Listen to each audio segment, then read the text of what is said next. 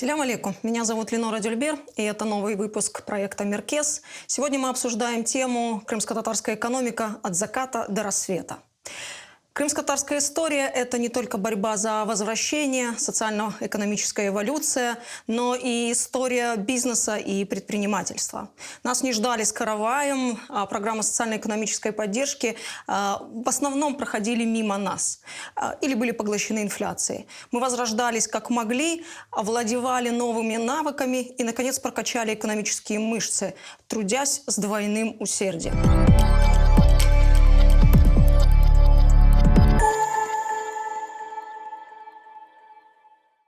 Крым традиционно принято рассматривать исключительно в контексте такого туристического, сельскохозяйственного потенциала. Каковы возможности полуострова и в каких нишах нашли себя крымские татары? Этот свой первый вопрос я хочу адресовать все-таки вам, Рустембий. Вы, как кандидат географических наук, ближе к этой теме. Ну, я думаю, что скажу очевидные вещи. Для развития сельского хозяйства и туризма в Крыму уникальные условия, потому что Крым – это особенная территория с южным климатом.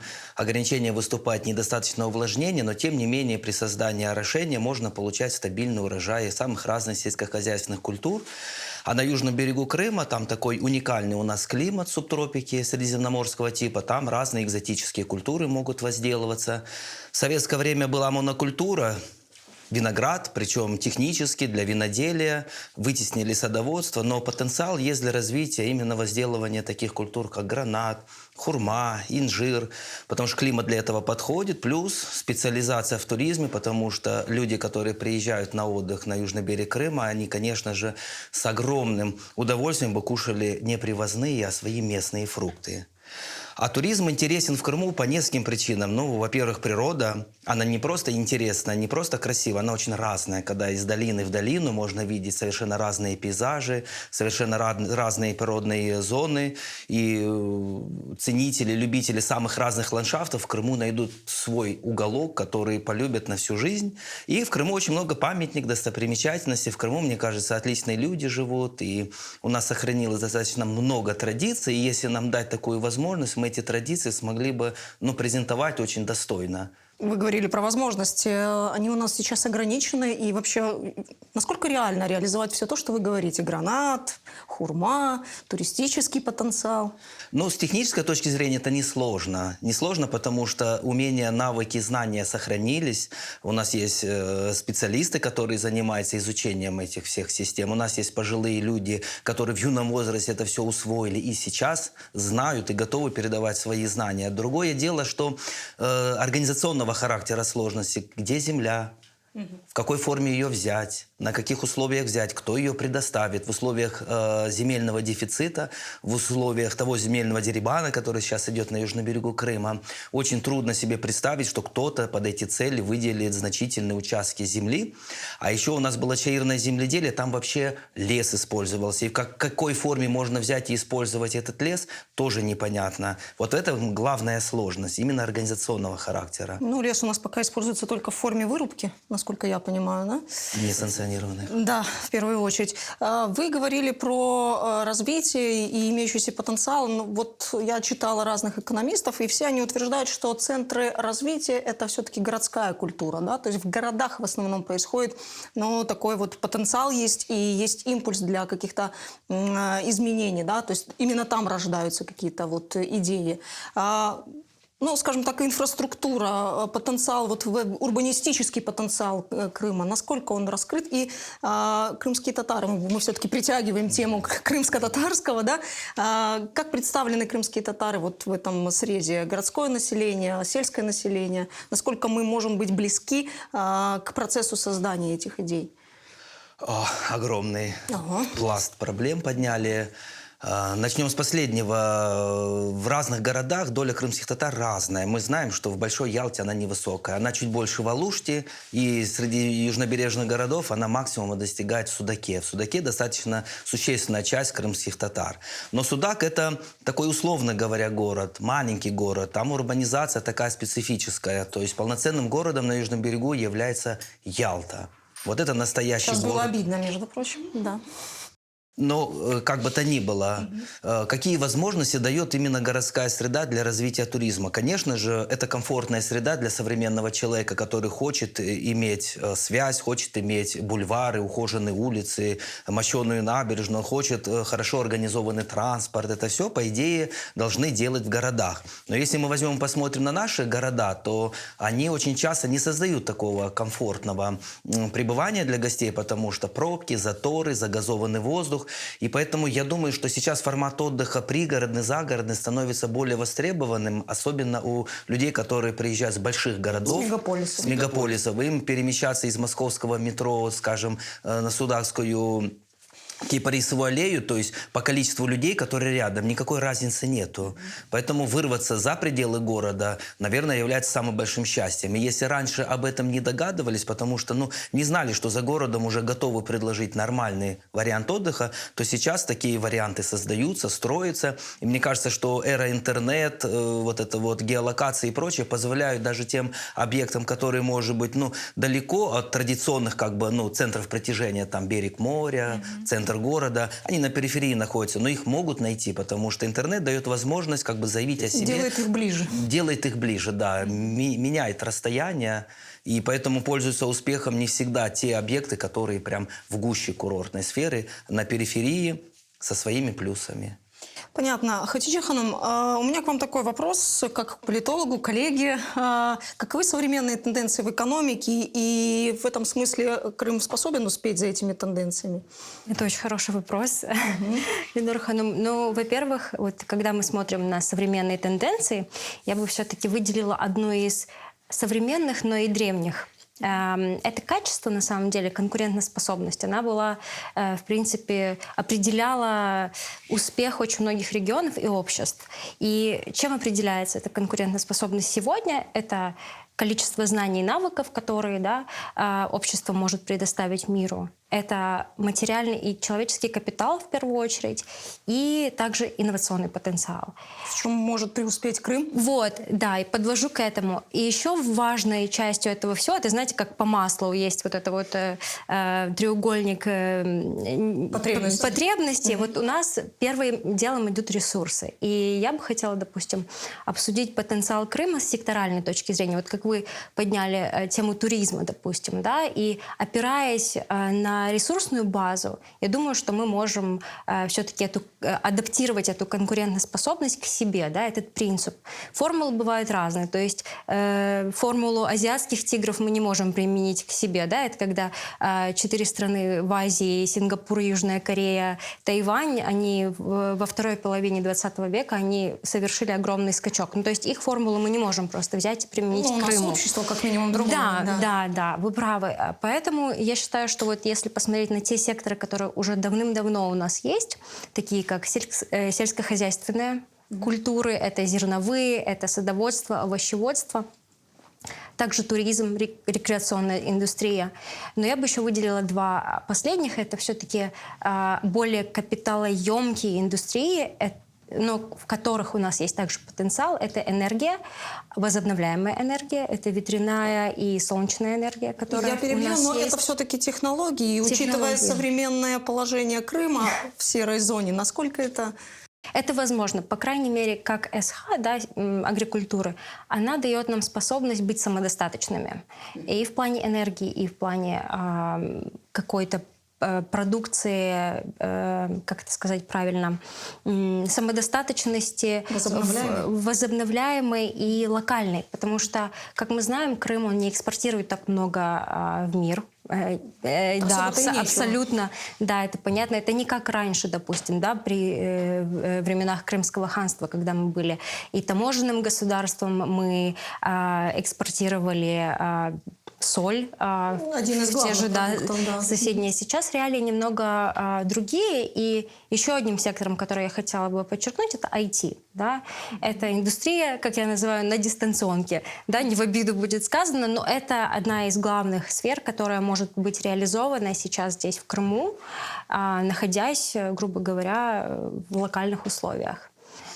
Айдербей, ну раз уж мы заговорили за IT, раз речь зашла, вы вот представляете как раз вот эту отраслевую или осевую отрасль, точнее, каковы ее перспективы в Крыму, если вот обрисовать в таких, ну, скажем так, контурных чертах? В контурных чертах. У нас есть, помимо всего прочего, помимо того, что у нас куча достижений, небольшая куча достижений, но у нас есть чем гордиться. Однако нынешнее положение вещей гласит, что у нас есть некоторые проблемы с IT-сферой. Почему? Потому что Крым — это на сегодняшний день довольно-таки особенная территория, и с точки зрения IT взаимодействия, я имею в виду с какими-то зарубежными сервисами, а все ведущие мировые сервисы являются зарубежными, и все настроены не совсем на сотрудничество в данном случае, поэтому возникает много проблем. То есть в контексте интеграции, допустим, с Google, да, с какими-то продуктами Macintosh и так далее, у нас существуют большие проблемы, которые мы, к сожалению, можем как-то выкрутиться, но решить глобально не можем. Тем не менее, мы находим какие-то пути обходные, как-то эти проблемы Выход решать. всегда есть, да? Конечно, да, есть, благо дело. Но, тем не менее, это проблема, которая нас заставляет отказываться от ряда перспектив. Порой. Все-таки отказываться. Да, потому что, например, чтобы нам сделать интеграцию, мы не можем просто взять и сделать приложение для айфона. Ну, это не делается просто в нашем случае, это делается очень сложно, очень запутанными окольными путями. Например, сделать такое приложение в Польше не составит большой проблемы. Я имею в виду В с разы технической легче, точки зрения. да? Да. В нашем случае это большая проблема.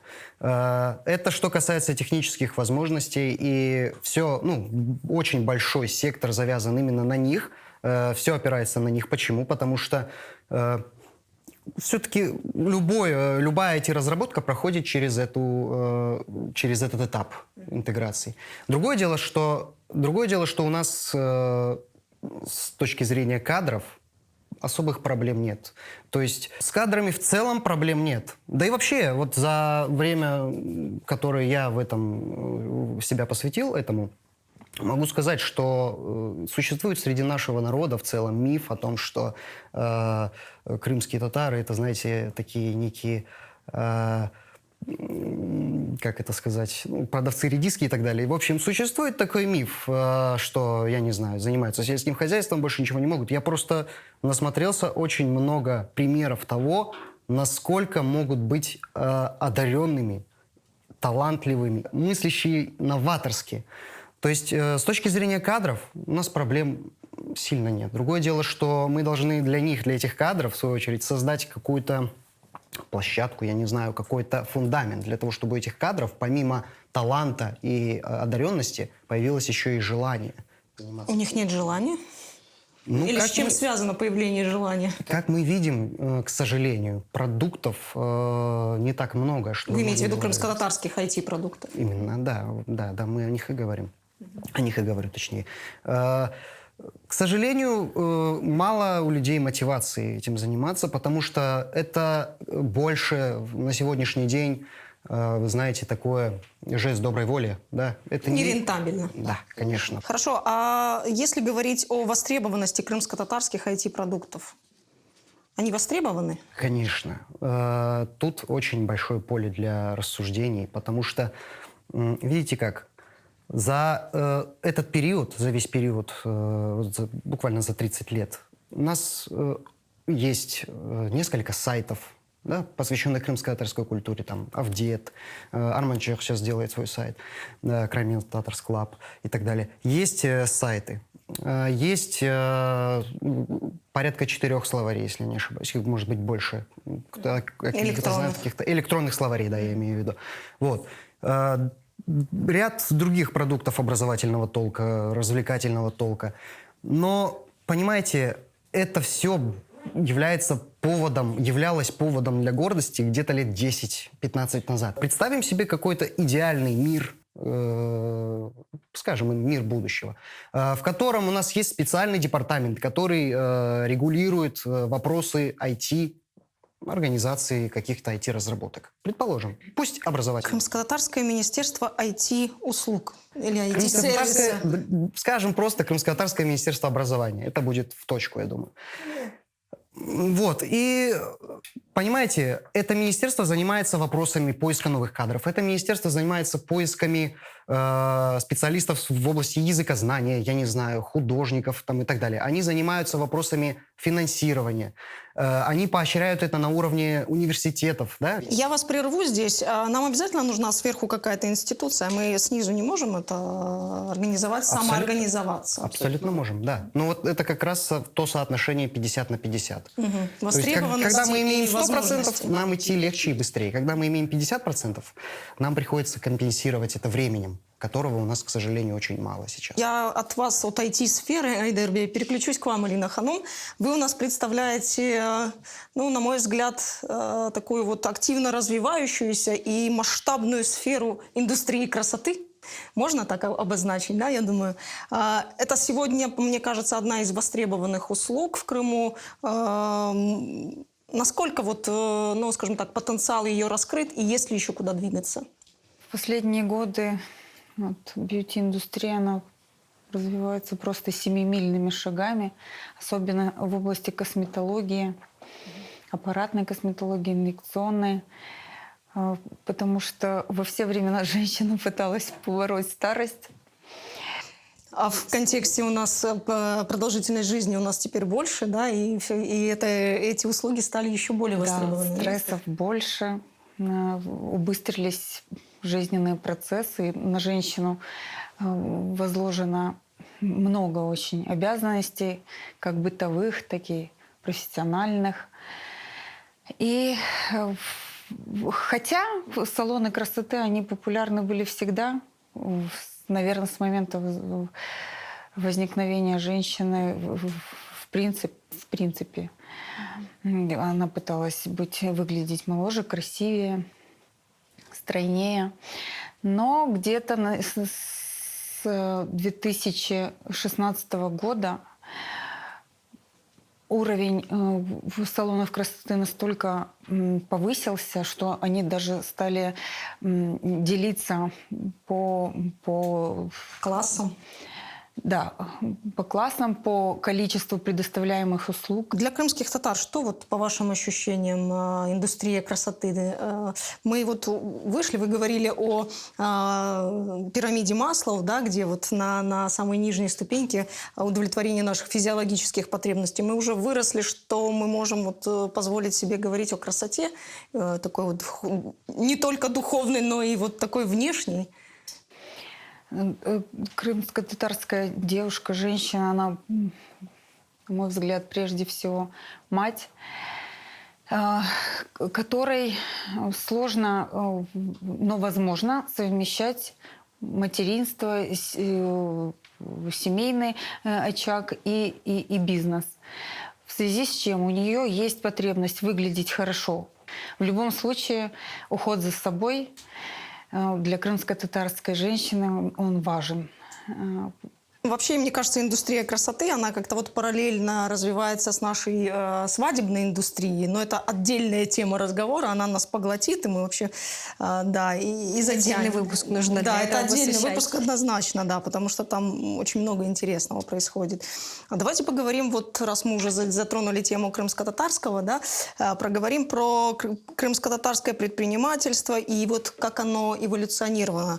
Хатидже Ханум, если мы попробуем проанализировать этот процесс. Какие задачи стояли перед нами в начале 90-х, когда бизнес крымско-татарский, вообще бизнес только как явление начиналось, да?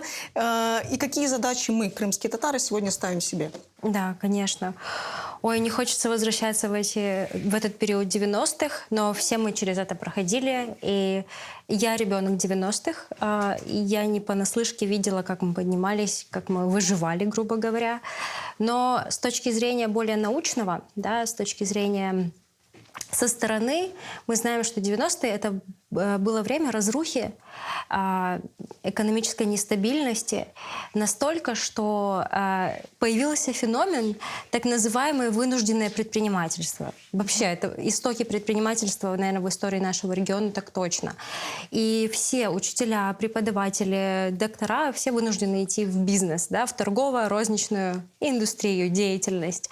Так вот, крымские татары, да, мы находились в еще сугубо худшем положении, потому что у нас такой был ground zero. Мы начинали с нуля. Абсолютно. Мы мигрировали обратно домой, мы вернулись, и вот я бы хотела подчеркнуть важность вот этих неблагоприятных условий, на вероятность того, что кооперация и, наверное, объединение усилий было более вероятным и давало какие-то гарантии, которые внешние факторы не могли дать. То есть легче было работать со своим соотечественником, нежели доверять внешним каким-то факторам.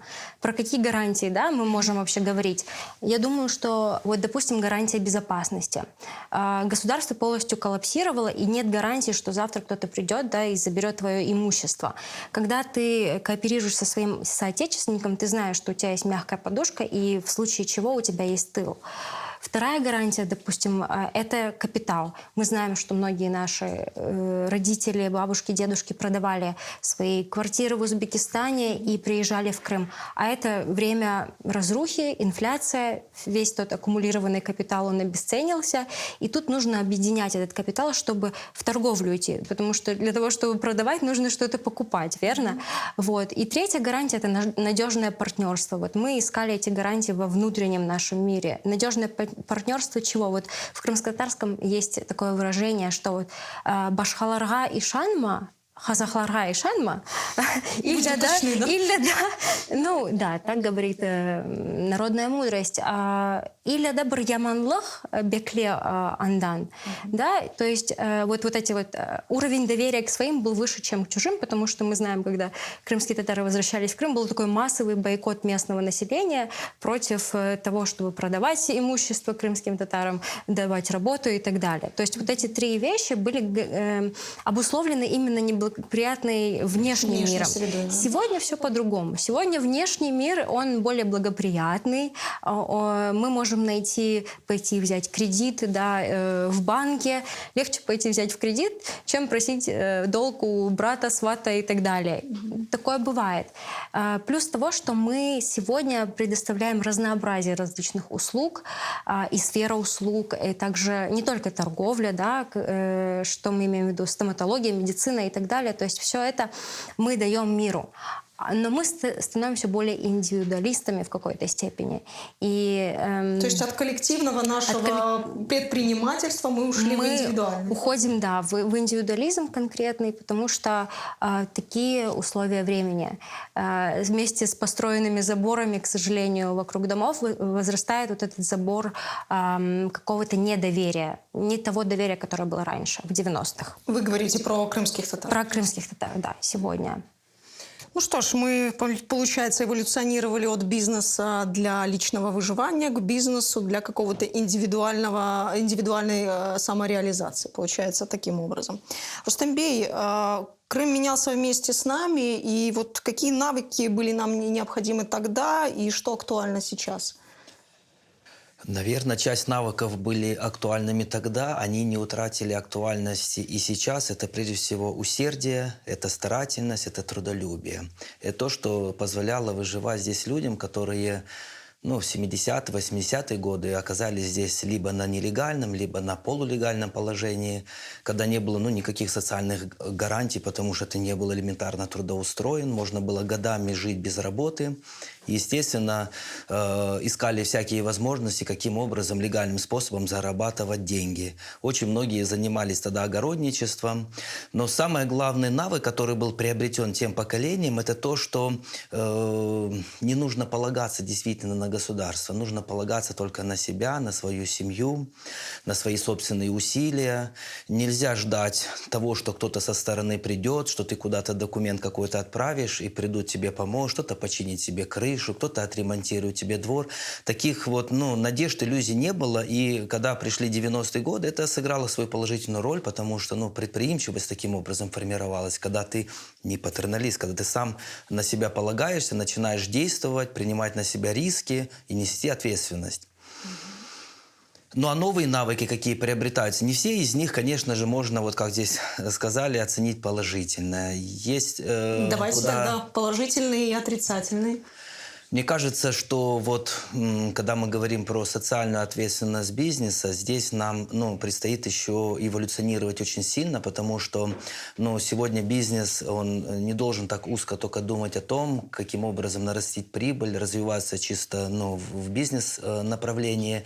То есть бизнес, он созидает не только вид для себя, созидает он для тех людей, которые окружают бизнес, которые там задействованы, та территория, на которой, собственно говоря, реализуется этот бизнес. Поэтому если бы у нас в Крыму были бы условия, когда бы бизнесмены бы не очень бы сильно, особенно бизнесмены крупного уровня, зависели бы от контактов с властями, в том числе и с местными органами власти, они были бы более бы, как вам сказать, более осознанно бы выбирали бы направление для своей не только благотворительности, но и для реализации каких-то социальных проектов. У нас нелиберальная экономика. Она у нас управляется в таком ручном режиме, поэтому те проекты, в которых участвуют бизнесмены, это очень часто навязанные со стороны проекты. Навязанные со стороны. Хуже всего, если они навязаны накануне каких-то мероприятий, там, избирательных кампаний и прочее.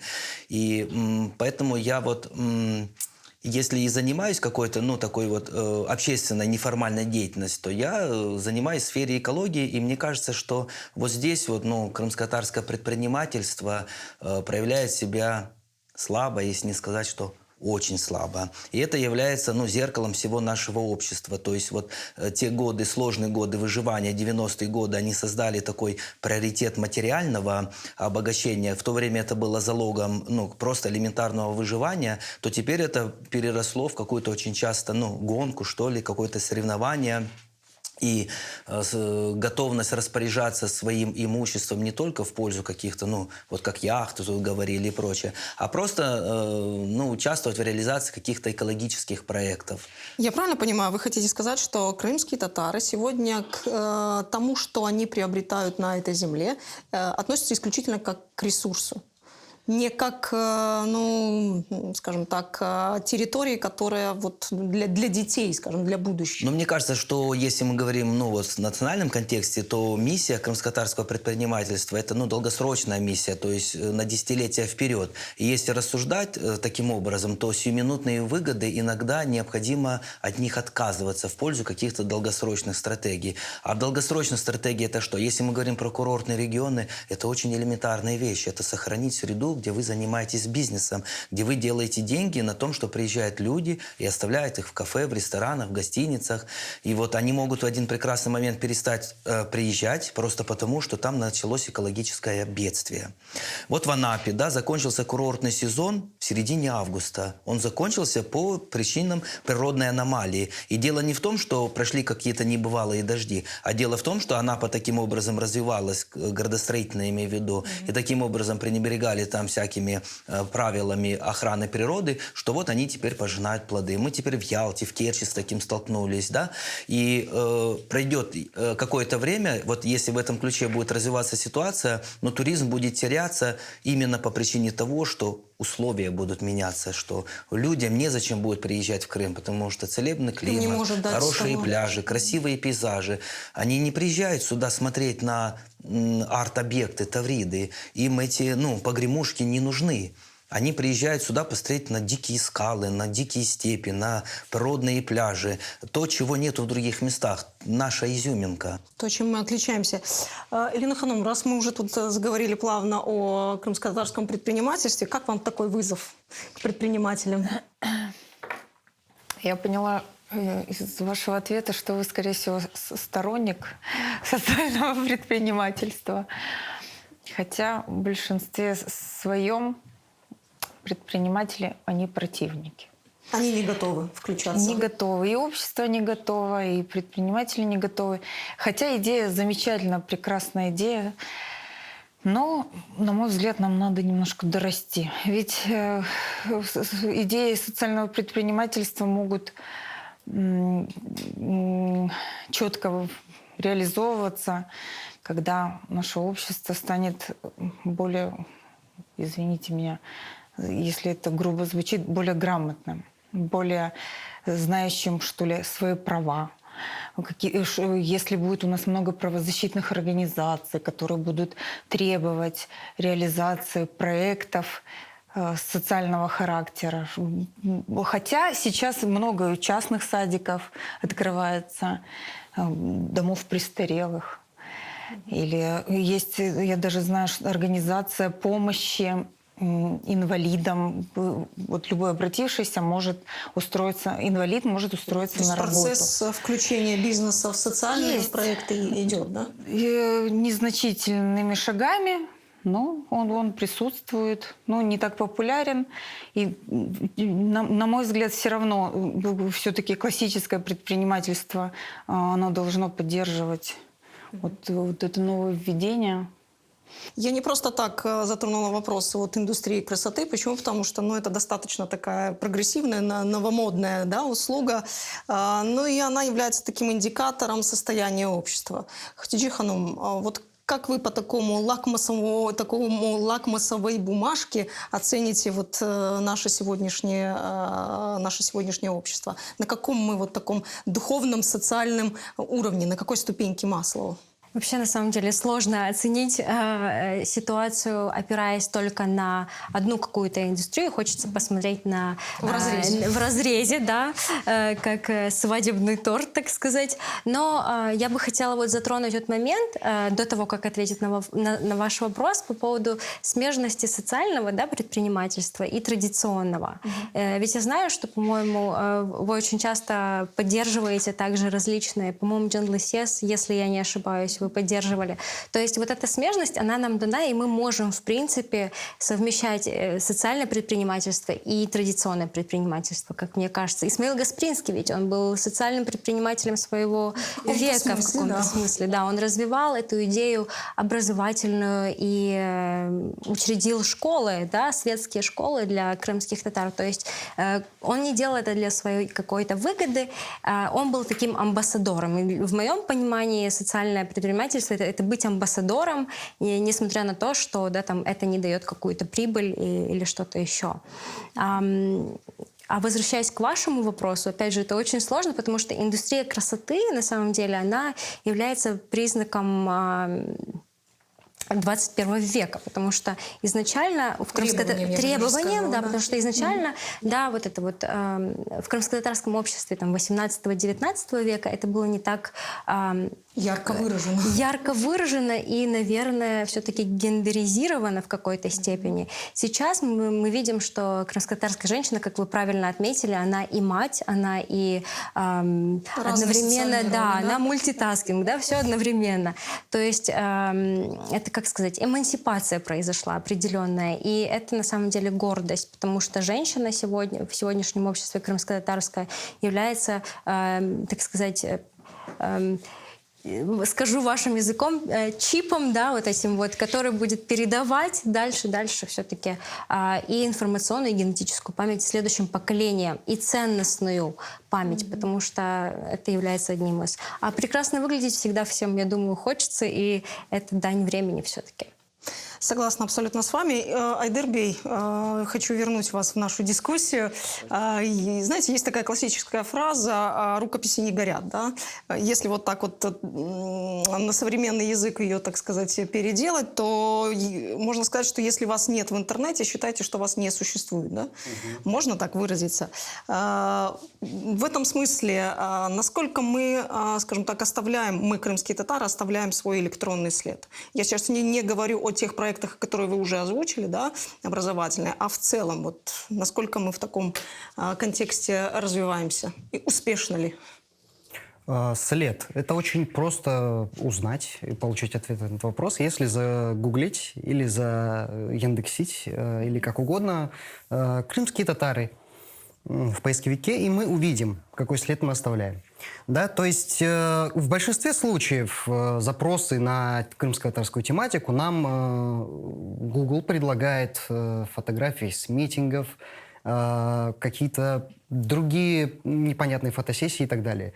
Но ничего такого, чтобы мы могли, чем бы мы могли похвастаться. За редким исключением. То есть в интернете мы представлены исключительно в такой в политико-социальном контексте? Не исключительно, но преимущественно, да, к сожалению. И в этой связи, например, для англоязычного пользователя, да, если такой все-таки есть, который вобьет в поисковик Crimean Tatars и получит Crimean Tatars Club, но еще дополнительно получит еще какой-то ряд информации, то для него специально есть отдельные организации, отдельные люди, отдельные группы людей, которые занимаются именно этим внешним фронтом. Да? То есть они трудятся всеми правдами и неправдами, они пытаются сделать так, чтобы на вопрос Crimean Tatar People в интернете выходило что-нибудь более радостное, более позитивное, более приятное. Понимаете? То есть, да, вот принимаются инициативы по добавлению крымско-татарского языка в Google Translator. Разными людьми, разными группами людей, которые друг о друге, к сожалению, даже не знают, но они на разных этапах, но это делается. Да? То есть там добавляют курс для изучения там, языка на Memrise, это международная площадка для образования. Что с Википедией у нас? Это же большой такой... С Википедией, да. Недавно нашумевшая новость была. Министерство в Украине сделала такую программу, да, организовала программу, по которой сейчас будет создаваться крымско-татарский. Не создаваться, он уже есть, но он будет развиваться очень сильно, финансируя этот проект. Будет развиваться крымско-татарская Википедия. Будет создаваться целый кластер новых статей. Рустамбей, мы готовы мыслить вот такими мега-идеями, мегапланами? Мы готовы, но если говорить о контенте, да, то, скажем, наши творческие люди, музыканты, певцы, они стараются, они работают, они наполняют, потому что действительно загуглить можно очень много интересного. И в Яндексе есть очень треки хорошие, и команда Crimean Tatars создает очень качественный и разнообразный, разносторонний контент. Это очень хорошо.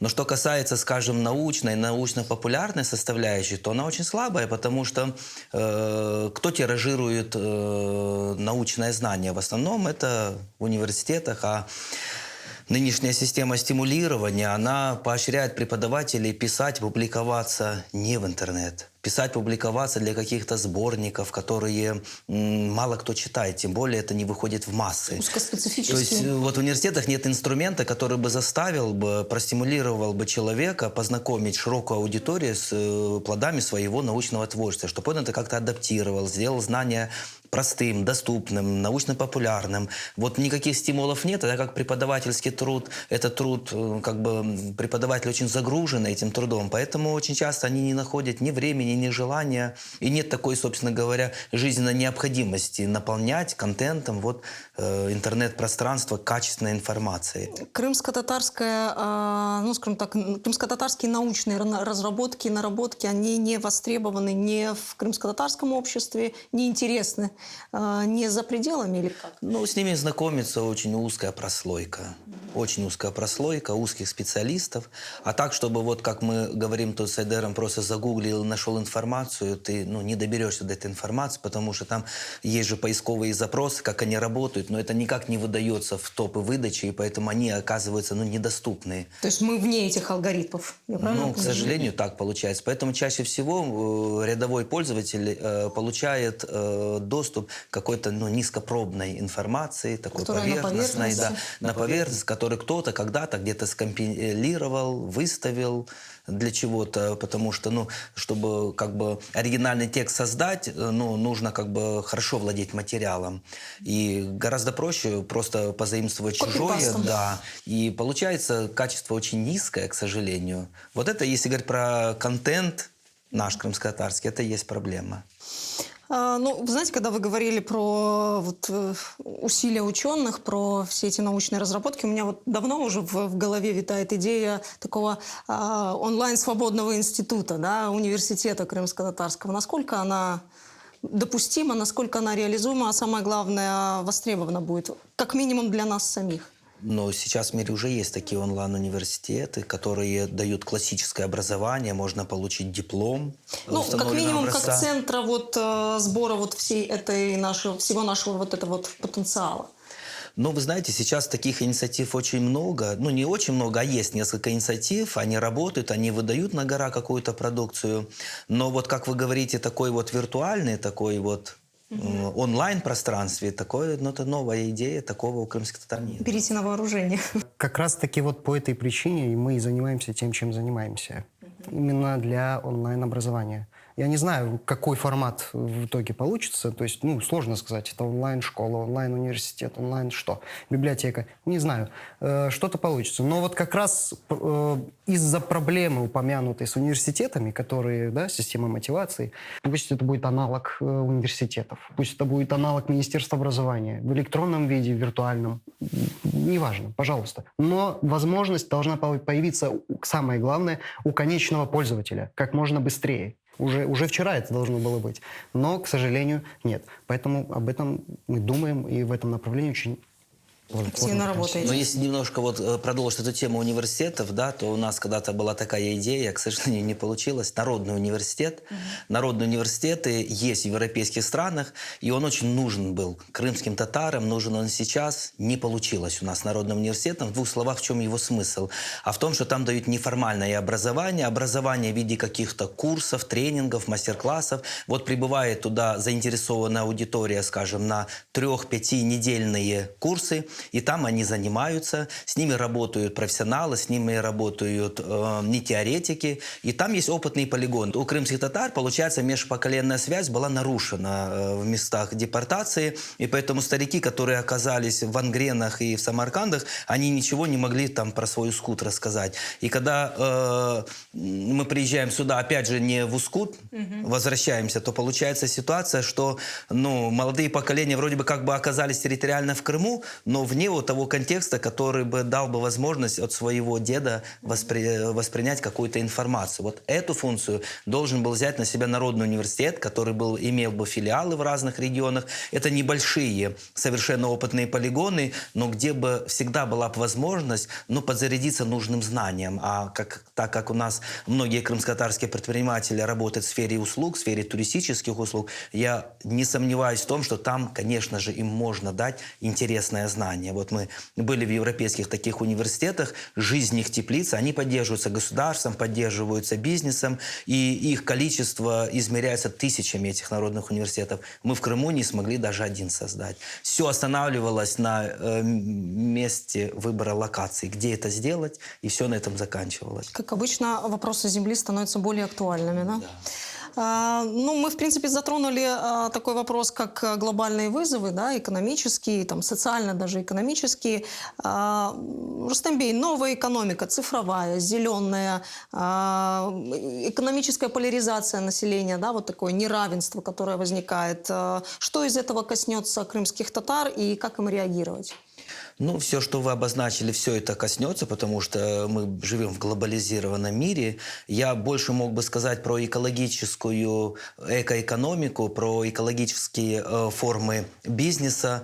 Я об этом сказать хотел лишь только потому, что это та проблема, которая, ну, многим представлялась какой-то отдаленной перспективой, какой-то перспективой там характерной для каких-то промышленных центров, где загрязненный воздух, она очень сильно касается Крыма. Крым переживает настоящую экологическую катастрофу, потому что в Крыму сейчас реализуются подходы, которые, ну, вообще никак не согласуются с теми условиями, которые есть в Крыму. То есть мы всегда думали, что советская система природопользования была ущербной. При Украине оказалось, что может быть хуже, оказывается. Но мы вообще не представляли, что может быть еще хуже. Вот сейчас делается с природой то, что никогда, ни в ханские, ни в имперские, ни в советские времена, никогда не делалось так по отношению к природе. Один только пример приведу. Сейчас можно вести охоту в памятных природах, природоохранных объектов. Мы живем под меганом, мы каждый день слышим охотников, которые охотятся на дичь на территории памятника природы. И по уставу, по охранному обязательству это можно делать. Точно так же, как можно застраивать территорию парков. Сейчас под угрозой южнобережные парки, там 3 десятка, их все могут застроить, потому что по новому положению это можно делать. Прикрываясь разными целями, но результат будет один. Памятники природы. И парки, которые есть 100-200-летние, они будут застраиваться. И вообще после того, как приняли генеральный план в Судакском городском округе, мы вдруг увидели, что вся наша земля, она сплошь в колышках, геодезических колышках. Кто это сделал, когда сделал, почему мы об этом ничего не знали, как это произошло. Но теперь все это продается или застраивается. То есть по представлению вот новых архитекторов, ну в кавычках архитекторов Крыма, Крым это одна сплошная стройка. Вот одно сплошное пятно застройки. Это слово, которое мы услышали из узкого обихода, наверное, каких-то специалистов узких, оно стало сейчас в ходу, пятно застройки. И такое впечатление, что пятном такой застройки стал весь Крымский полуостров. Поэтому это проблема, которая стоит перед всем миром, но она в той или иной мере решается. Зеленая энергетика, ограничения для работы личного транспорта, освоение в коммунальном хозяйстве каких-то экологических, сельскохозяйственные формы, там, биологическое сельское хозяйство, капельное орошение. То есть потихонечку Мир Евросоюз, справляется, да? Европа хочет выйти на СО-нейтральность. То есть они через несколько лет, очень скоро, ставят свою задачу, что они будут генерировать количество углекислого газа, главного парникового газа, не больше, чем его способна утилизировать, поглотить природная система европейского континента. На нулевую нейтральность хотят выйти. У нас в Крыму такого, к сожалению, даже не намечается. Мы видим по состоянию атмосферы, по состоянию наших лесов. Но ситуация очень грустная, поэтому я думаю, из всего того, что вы перечислили, главный вызов, главная проблема, которую мы скоро с вами через несколько лет уже будем пожинать, это вот экологические проблемы. В каждом регионе своя, но с неизбежностью. Где-то селевые потоки, где-то пылевые бури, где-то провал грунтов. Это становится реальностью. Где-то потеря воды в результате постоянного расширения карьеров. Давно уже говорилось о том, что пора прекращать практику создания новых карьеров на территории Крымского полуострова, на территории Горного Крыма. Еще в советские времена ученые отстаивали идею, что все необходимо заканчивать с развитием добывающей промышленности. И что мы видим? Наоборот, она, по-моему, расцветает. Цивилизация в полном цвете. Хатидже Ханум, а ваша оценка глобальных экономических, социальных вызовов, к чему готовятся крымским татарам? К чему готовиться? Ну, последние события с пандемией, с публичным, здравоохранительным кризисом, мы видим, что все-таки крымские татары имеют в своем обществе какую-то солидарность, между собой, то есть взаимопомощи и так далее. Но когда идут вызовы более такого масштаба, которые мы не можем контролировать, тут уже, как очень многие примеры показывают из мира, люди фокусируется на локальность. Вот эта вот глокальность, которая раньше была, становится локальностью. Я думаю, что, во-первых, нужно выяснить, какие проблемы нас могут ожидать. То есть самое худшее мы думали, что произошло, и, надеюсь, это будет позади. Но эффект пандемии, допустим, мы будем еще наблюдать многое время. Единственный момент, который я бы хотела поднять здесь, это судьба нашего народа в целом в реалиях глобализации, потому что это не только экономика, это и политика, это и социальная складовая нашего развития, это язык. Если мы в экономической какой-то... В английском есть такое понятие материальные стимулы. И вот недавно я читала статью, которая говорила, что возможно культуру в какой-то степени оживить и привести в себя с помощью вот этих вот материальных стимулов изначально. То есть если мы говорим об экономике, о нашем развитии как не о самой самоцели, а инструментом для чего-то большего, я думаю, что можно будет обсудить, допустим, тему возрождения культуры и языка с помощью этих экономических стимулов. И предпринимательство, и другие инструменты нам идут только в руку. Проблемы же, очень часто так получается, являются не проблемами, а новыми возможностями. И, возможно, то, что мы возвращаемся в локальную нашу, в крымскую атмосферу, учитывая политику санкций, учитывая политику того, что сейчас Крым — это серая зона, и это с одной стороны, также является дверью возможностей заглянуть вовнутрь себя и развиваться как полноценное общество. Принцип айкидо срабатывает? Возможно, возможно. Но айкидо — это же самозащита, получается. Ну, отчасти, наверное, и такие наши ресурсы необходимы. Да, Отчасти. да. Айдербей, я не могу, говоря о современных вызовах, не спросить вас, как быть, как вести, какова модель поведения или алгоритм поведения крымских татар вот в такой быстро развивающейся вокруг среде. Тут у нас получилась весьма забавная ситуация, когда у нас наряду с санкциями у нас появляется, казалось бы, все пропало? свет выключился, да, все, тьма. Нет. И тут у нас появляется пандемия. Очень прискорбная ситуация. Но невозможно переоценить то, как сильно выросли интернет-магазины. Ну, в целом, да, вот потребление IT-продуктов. Я имею в виду площадок для торговли и так далее. В экономическом смысле я подразумеваю. То есть карантин, да, глобальная изоляция, дистанционное обучение, образование. Появились всякие образовательные площадки типа Moodle там, и так далее, и так далее.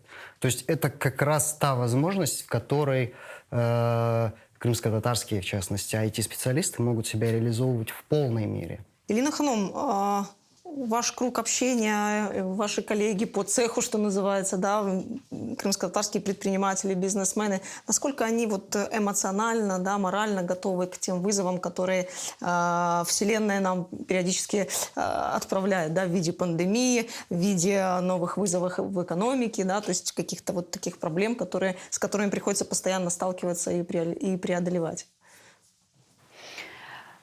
Те, кто в моем окружении занимались продажей товаров, они только, особенно бытового назначения, они только выиграли.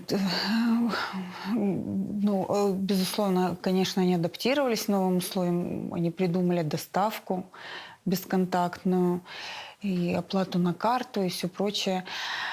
Те, кто предоставлял услуги, они тоже, в том числе и мы, придумали. Если в Турции придумали облачные кухни, облачные кафе, то мы придумали бьюти-такси. Вызов одного мастера на дом. Но желательно, чтобы он был универсальный и смог бы предоставить несколько услуг. То есть тут уже запросы к мастеру, да? Да. Его профессиональной компетенции. Да, и вот благодаря этому мы, конечно, выжили в период пандемии.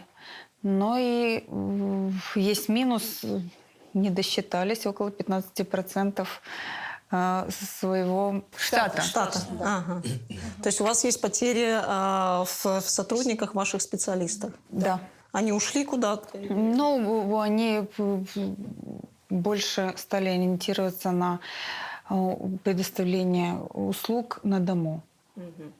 Хотя есть и любители такой процедуры быстро, никуда ехать не нужно. Ну, есть и ярые противники, потому что все-таки чистота, гигиена. Но сама процедура должна доставлять удовольствие, правильно? Когда в салон, Ну, мы приходим в салон не только за услугой, да, мы приходим за атмосферой, за общением.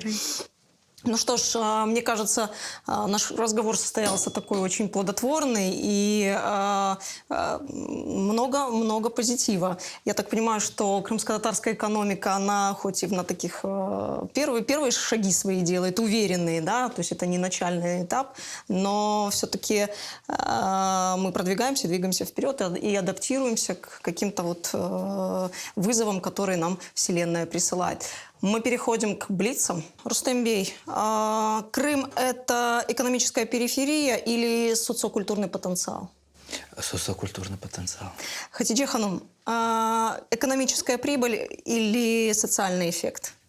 Социальный эффект. Элина Ханум, индивидуальный предприниматель или совместное предприятие? Совместное предприятие. Айдербей, технологии – это информационная свобода или информационная монополия? Информационная свобода. Чох Сагулнус – это был проект Меркес. До новых программ, до новых встреч и новых дискуссий.